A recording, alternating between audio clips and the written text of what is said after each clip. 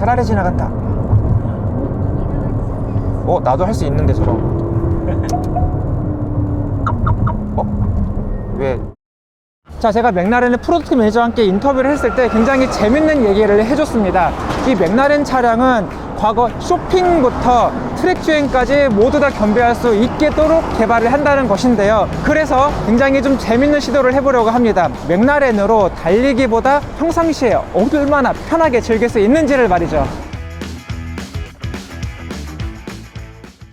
이 시부야 거리가 일본에서는 교통량이 가장 많은 곳 중에 한 곳이라고 해요. 그 정도로 정말 복잡한 것을 지금 잠깐 주행을 해봤는데도 크게 어렵다는 생각이 들진 않습니다. 일단은 시야가 굉장히 잘 확보가 됐기 때문에 처음 차를 타더라도 일단 차에 금방 적응을 할 수가 있고, 전륜 리프트가 있잖아요. 이것도 굉장히 빠르게 작동을 해서 뭐 방지턱이나 이런 부분도 좀 쉽게 부담 없이 좀 넘어갈 수 있는 부분도 있습니다.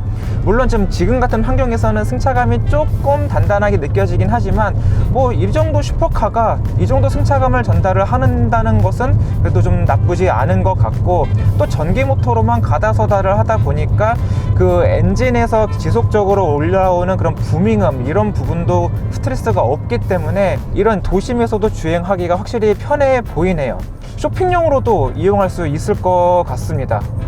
될 것 같아요. 확실히 이 맥라렌의 브레이크 시스템은 담력도 좀 센 편이고 무게감이 많이 느껴집니다. 여기에 좀 하이드로백 시스템이 없는 것 같이 밟으면 밟는 대로 좀 즉각적으로 반응하는 부분이 꽤나 인상적인데, 아투라에서도 그랬고요.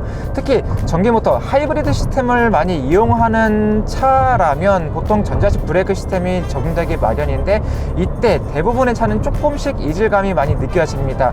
그런데 맥라렌 같은 경우는 그래도 조금 이 부분에 대해서 많은 노력을 한 덕분인지 이질감이 크게 느껴지진 않았어요. 다만 가다서다를 많이 할 때 조금은 무겁기 때문에 그래도 내가 일반적인 차와는 다른 그래도 슈퍼카를 타고 있다는 점은 충분히 느낄 수 있었습니다.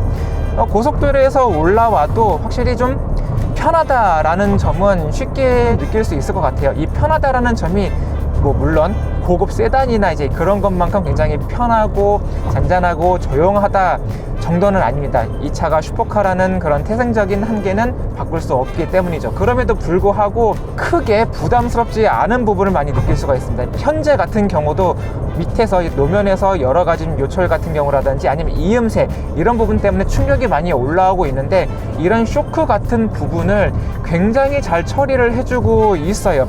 컴포트 모드에서는 노면의 쇼크 때문에 운전자가 좀 스트레스 받을 일은 그래도 크진 않은 것 같습니다.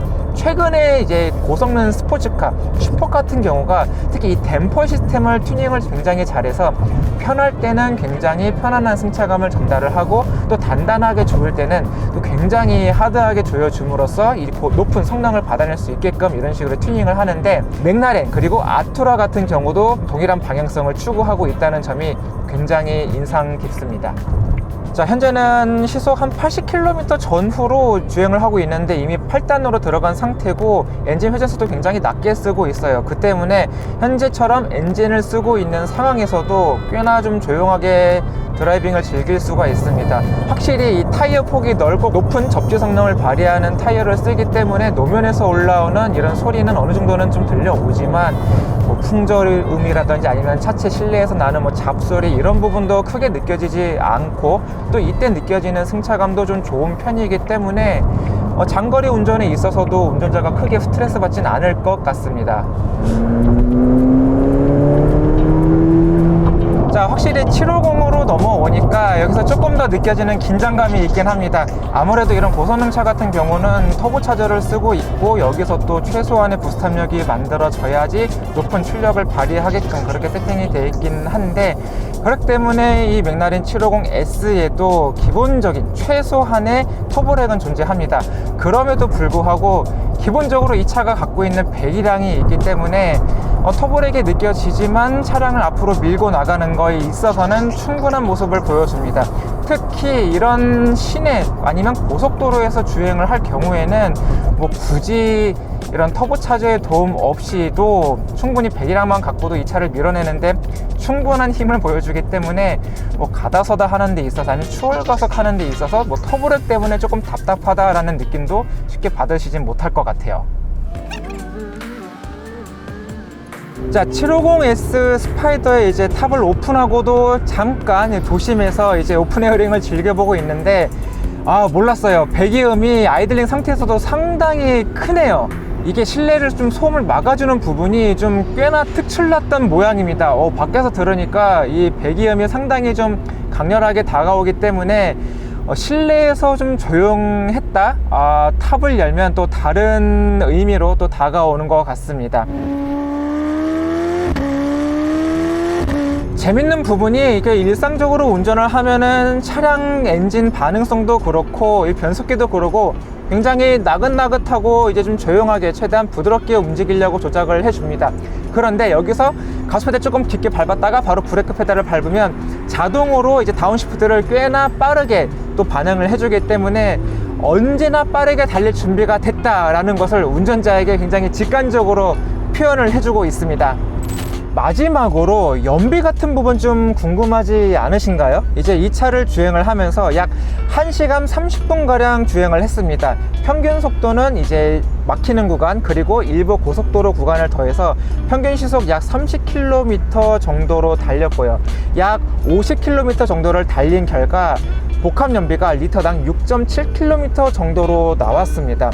뭐 중간중간에 가속도 해보고 가다서다도 많이 해보고 그런 환경에서 뭐 이 정도 연비면은 굉장히 슈퍼카 750마력 이상 발휘하는 그런 슈퍼카로는 나름대로 합리적인 연비가 아닐까 한번 생각을 해볼 수 있을 것 같아요.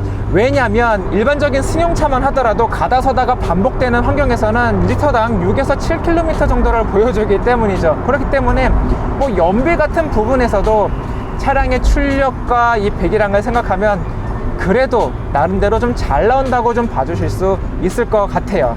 대신에 좀 마일드 하이브리드 시스템 정도는 이제는 좀 들어갔으면 좋겠습니다. 가다서다를 반복을 할 때 엔진이 꺼졌다 켜졌다 하는 부분이 조금은 이제는 느리다고 느껴지기 때문이죠.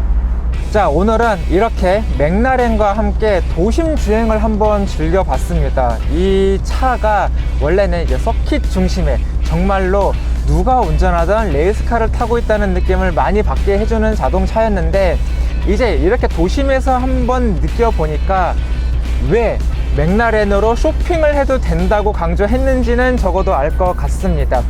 너무 부담스럽거나 이제 그런 게 아니라 어느 정도 최소한의 승차감, 최소한의 정숙성 이런 부분을 좀 겸비를 했기 때문에 일상적인 생활에서도 충분히 즐길 수 있는 그런 차로 개발을 하고 있다는 점, 맥라렌이 이런 부분을 많이 강조하고 싶다는 점을 알 수 있는 자리였네요. 자, 그럼 저는 앞으로도 더 새롭게 그리고 여러분들이 조금 더 궁금해 하실 만한 차로 다시 한번 돌아오겠습니다. 지금까지 저는 김선웅이었고요. 여러분들은 모토그래프와 함께하고 계십니다.